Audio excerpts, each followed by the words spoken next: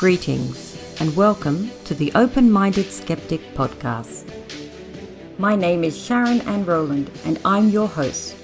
On our podcast today, the Spiritual Quandaries panel will be discussing recovered memory therapy, or RMT. At one time, memory researchers believed that human memory worked like a video recorder. All one had to do was to find the right tape, play it back, and relive the memories precisely as they were originally experienced. However, subsequent research showed that this model was very inaccurate. In fact, most memories are simply forgotten and cannot be recalled. Few people have real memories of events that occurred before their third birthday. For those memories that are actually remembered, the mind stores only elements of the actual events and reconstructs full memories later when the memories are recalled. The act of recalling memories can change them so that at the time of the next recall, they are somewhat modified. RMT was quite popular during the 1980s and 1990s, but is now rarely used. It is a therapeutic technique based on the belief that traumatic memories of abuse, typically sexual abuse experienced during childhood, can be forgotten or repressed and later recovered during therapy. No matter how memories were recalled, they were believed to be accurate. Many suggestive techniques were used to reconstruct what appeared to be memories. However, they are generally unrelated to real events from the past. Let's discuss.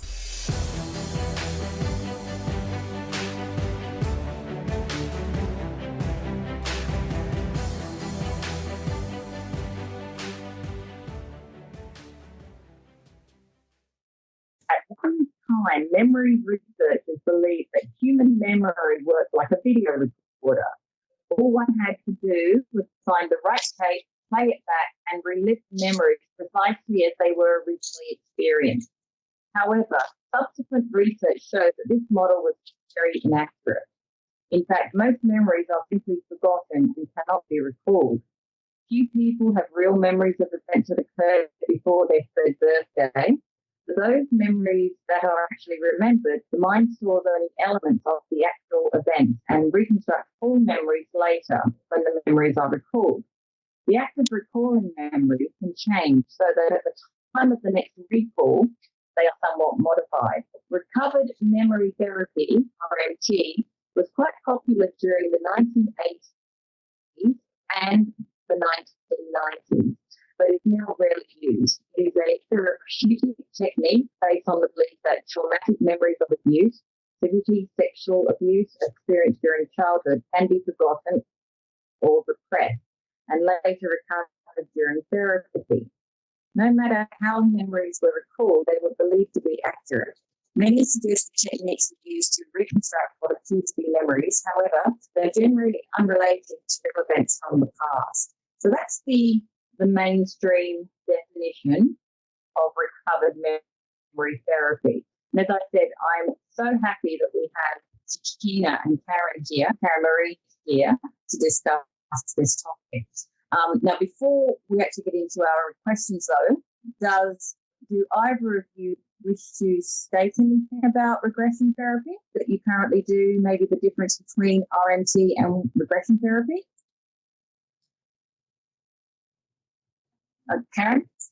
Yes. I've just since done a little research about recovered memory therapy coming into this discussion, and I had not studied it before, but I can give examples of where my work has taken me over the years. And I do believe the therapist's role is not to try and work out whether the memory is true and false. In the regression therapy that I do, it is simply to relax the client with hypnotherapy so that they can relax their conscious thoughts to go into their subconscious. And so how the mind works is that we cannot hold all of our memories in our conscious mind. It would just drive us crazy. So these are all stored in our subconscious. And I cannot understand how some therapists could actually put some memories using, they claim that using sorry, I'm just reading here. Suggestions. It's hard for me to believe how that could actually work to bring forth false memories. And regression therapy has specifically been to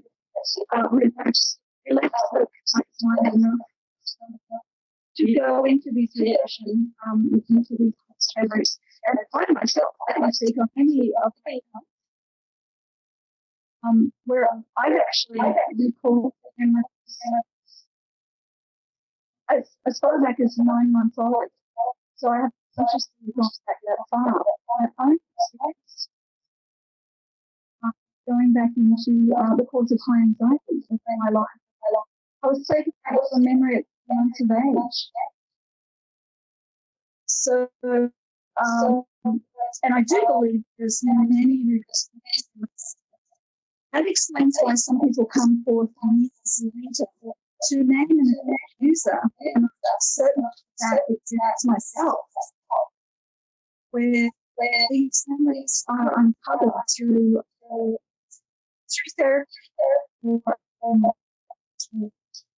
outside influences and get back to them at a later date. I think that's maybe I'd really found regression therapy, especially let's go on a journey. And something that we're experiencing certainly in one way, or then to get better or to acknowledge knowledge. I've asked questions like that. I had people say, no, it's more like this or this took place. But it's certainly not about suggestions or it's pretty much they are having experienced regression therapy myself. It is distinct. Do you agree with that, Sakina? Yes, well, I've been doing regression for about 3 years now, and I must say that it is very important not to make suggestion toward the client. So we always put forward, ask the questions so that they bring forward their answers from their own perspective and their own opinion from what they're getting from a subconscious level. And I do find that it works quite well. I know there are some people out there that don't like regression therapy, and they feel that the memories that the people come up, they say that the memories that the people come up in their mind are actually false memories. But through my own experience, I've had a couple of clients that have actually had great success. There was one client who had an accident, and this accident was very traumatic to her, and she actually wanted to see the person involved with this accident.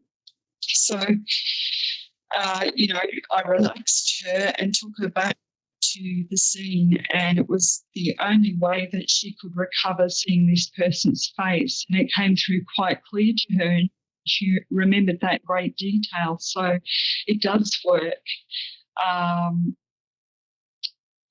But I do, you do that, then? yeah. She was very happy with the outcome, and it actually helped her quite a bit.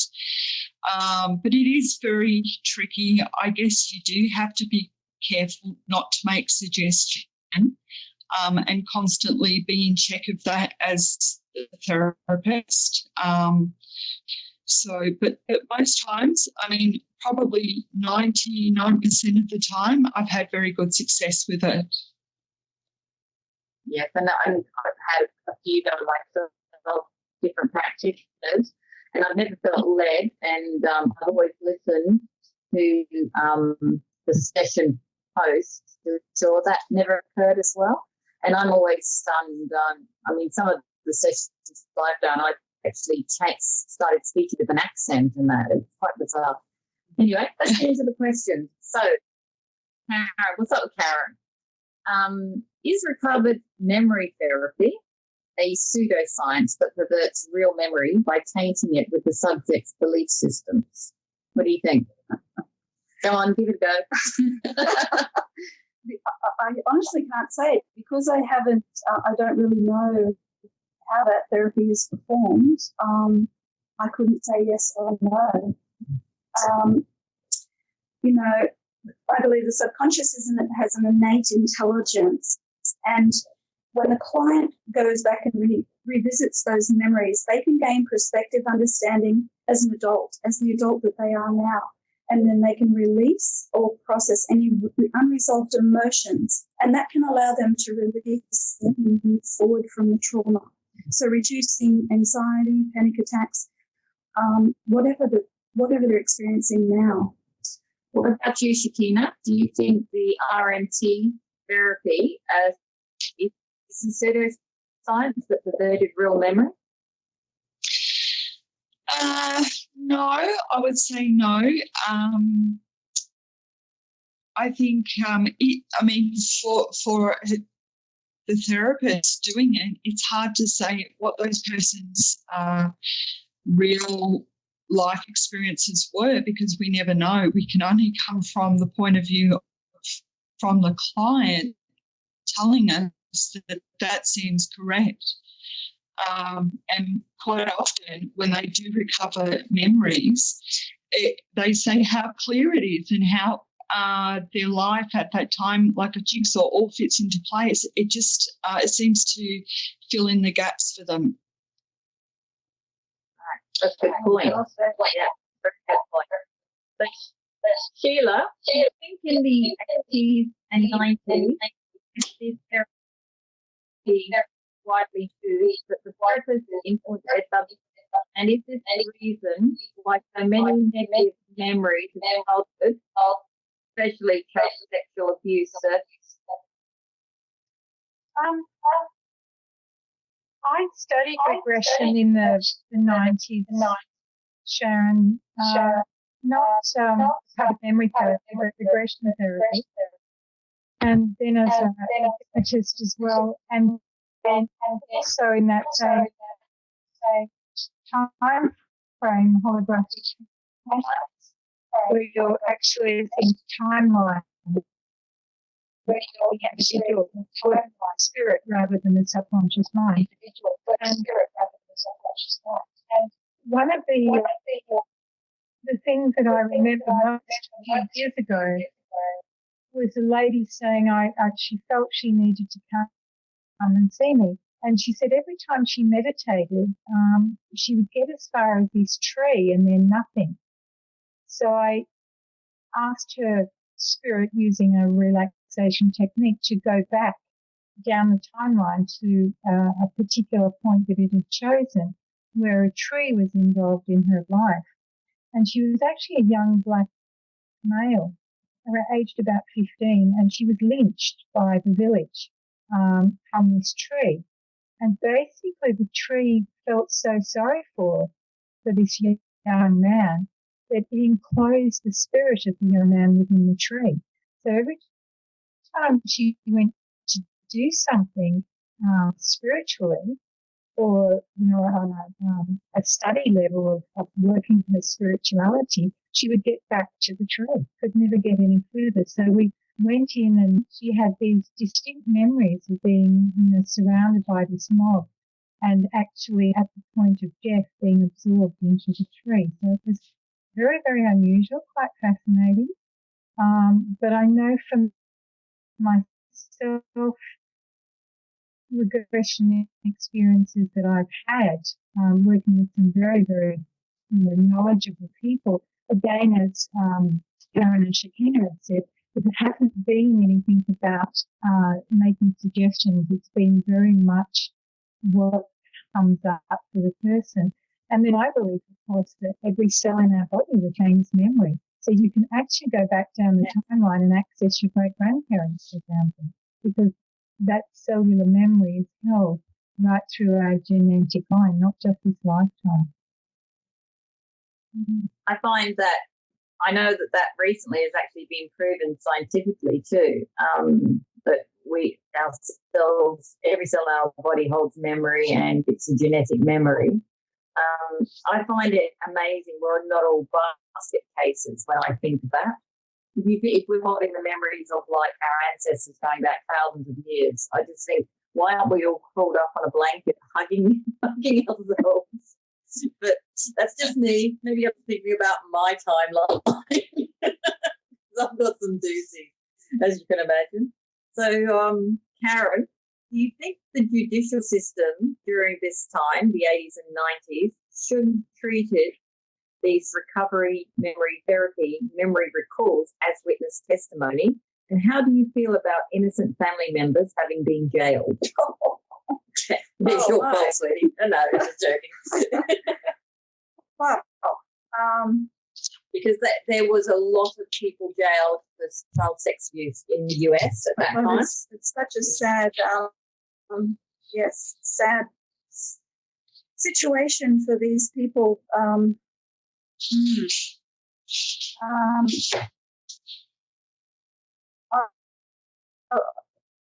Quite honestly, I believe any child that come forward that had making claims about that. But I actually haven't had to.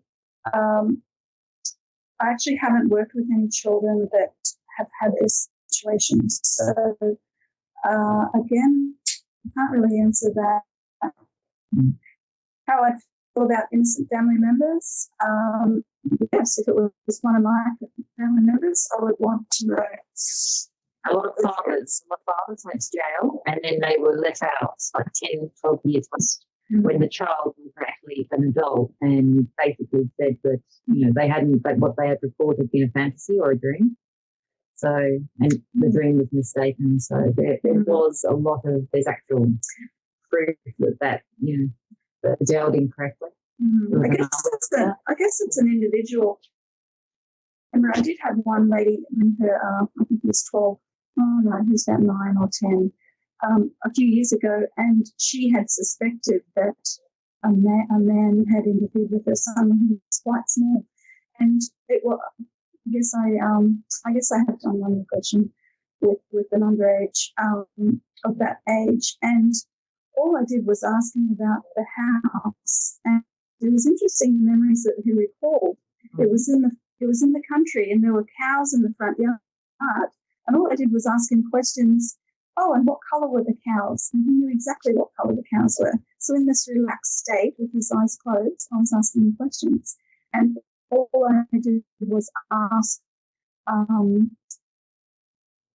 what did you do when you went into the landlord's house, which was right next door to their house on the property? And the way that he answered the questions, he showed no evidence of feeling uncomfortable or being upset. So, in conclusion to that, I told the mother that I didn't believe he did. Not that he claimed anything, but the mother had a suspicion. Right. So that was probably a very good outcome for the family. Yeah, which is good. Her peace of mind. But do you, Shakina, are you like Karen and you just have an age limit? What's yours? Is it 18 and above or 21 and above?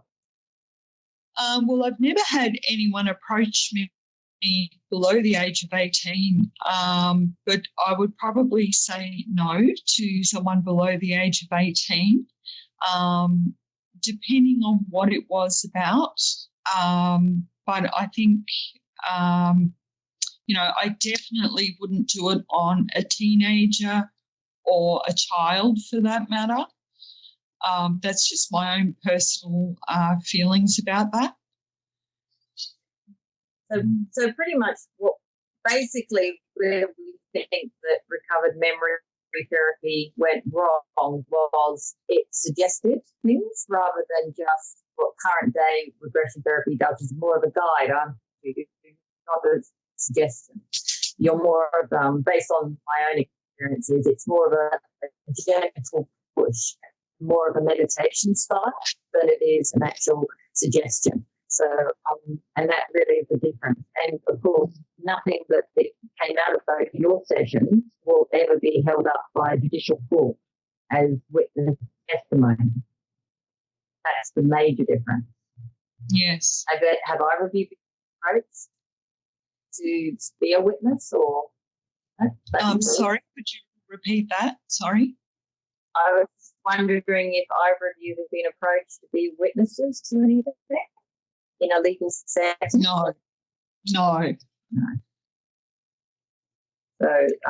So regression therapy really is a softer version of RMT, which and more your goal really is to heal, isn't it, rather than to expose.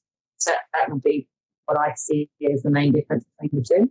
In my sessions, I see the importance of acknowledging the emotions they've experienced and show great success with helping people let go of those conditions, like anxiety, etc., by just acknowledging how they were feeling. So I describe it as actually regression therapy as imagining that you're getting counselling in that moment of experiencing the trauma. But like I said, they go back with the adult mind where they gain so much understanding and they're able to assess and release any emotions attached.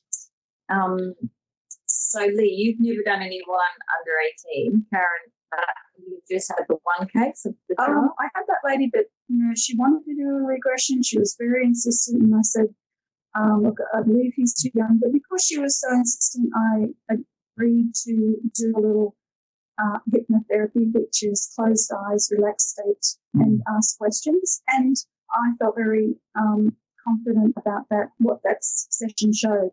And, his mother, of course, was in the room. I have worked with 16, 17-year-old, but it depended on, if their parent was coming with force, and I talked to them beforehand. But I have worked with 16, 17. I've always been fascinated with the way that children's memory recalls are treated as larger than life recalls. So basically, a lot of people think that if a child recalls a tree, it was actually a stick or an arm of a tree. And they imagine that a child would exaggerate the situation. Whereas my own experience being a mother of two girls, I've always found my kids very logical and very specific. And I actually wonder if a lot of the stuff that did come out of RMT really did put a lot of, people away that should have been put away. And it was like there's always a percentage of the innocent that isn't, So yes, it's very disheartening. I find Sorry.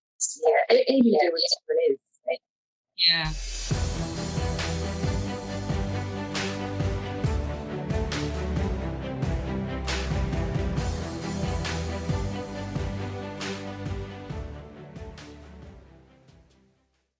Well, that's all for our podcast. Thanks for listening, and remember, if you want to support what we do, then share, subscribe, and leave a positive review over on iTunes for the Open-Minded Skeptic. My team and I look forward to entertaining you once again in our next podcast. To check when our next podcast is, simply head over to www.tomspod.com. That's www.tomspod.com.